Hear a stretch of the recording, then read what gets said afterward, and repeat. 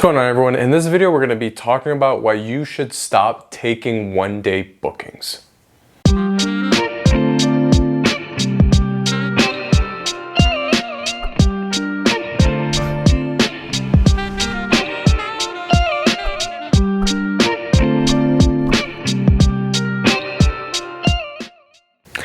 Welcome back, everyone. So I know this is sort of going to seem like a controversial topic to talk about, but I promise you, if you stick with me to the end of this video, I promise it's going to be worth it.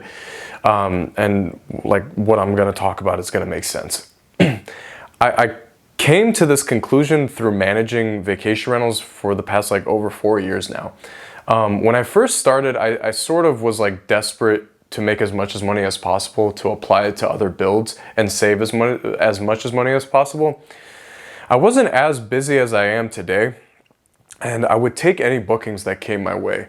My settings in Airbnb were set to take any bookings no matter what the length was, and it wasn't until 3 months ago where I changed that. What happened was my cleaning crew that manages close to 70 properties in this area where I live sent out an email to all the hosts saying that they simply could not handle the workload right now with the amount of people that they had.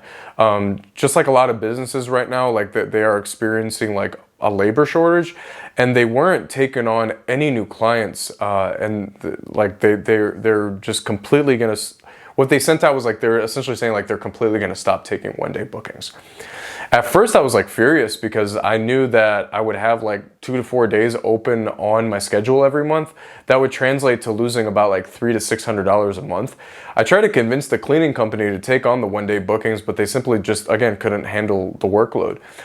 So I was forced to change my settings to not accept one-day bookings. It's been 3 months now, so 3 months later, and I can confidently say that it has been one of the best decisions I've made for my business. What I realized going back through my messages and my reviews through Airbnb, that 90% of the complaints and issues that I was receiving were coming from one-day guests. My business has simply ran smoother ever since I stopped taking on the one-night bookings. The one-day bookings usually ask for an early check-in and a late checkout. They are essentially at the property for less than 24 hours. There might be a higher level of frustration if someone is checking in later in the day and essentially having to check out 8 to 12 hours later. They simply won't have enough time to enjoy the city or your property. This can lead to frustration, which then can lead to bad reviews that are placed on your listing without any fault on the host's end, your end. Another thing is taking one-day bookings off my schedule. What it accomplished was I would sometimes have someone book for one night in the middle of a weekend, holiday, or even week. If someone will book one night in the middle of the week, it would prevent a future guest from booking that entire week if they wanted it. This doesn't happen all the time, but it happened enough where I was starting to realize that it was affecting my business. What I also realized when I made the switch was almost all the bigger short-term rental managers that have been in this business for a decade plus don't accept one-day bookings.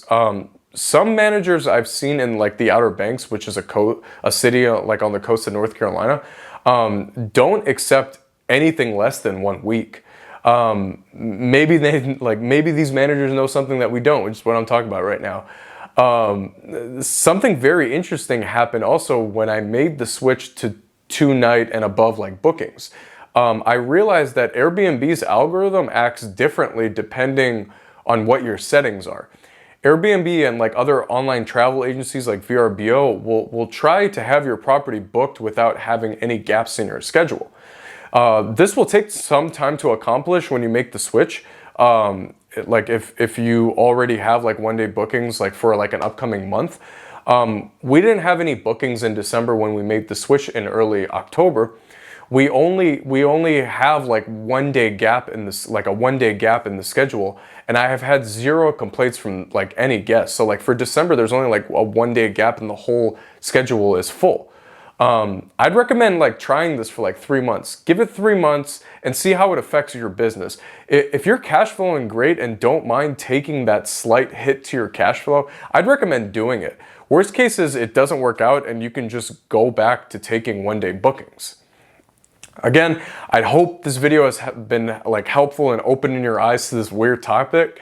If you have any questions or comments, please feel free to leave them in the comment section below. I hope everyone's staying safe and I'll see everyone on next week's video.